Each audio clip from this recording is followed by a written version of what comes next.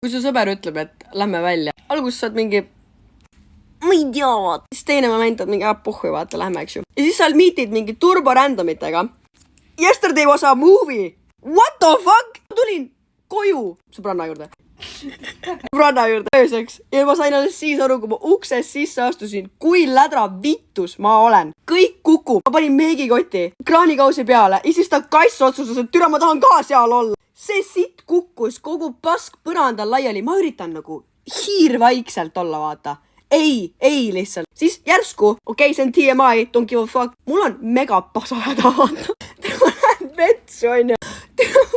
Nagu siuke vaikne puup tuleb, eks ju, siuke demure. Ei, taga tuleb turbotiib.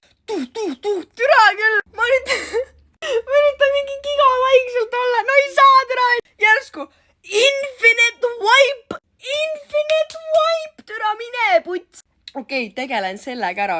Hoian seinast kinni, et püsti saada, bro. Seinast. Lõpuks siis on voodisse minna. Mõtlen, et ei ole veel toidu. Võtan telo, eks.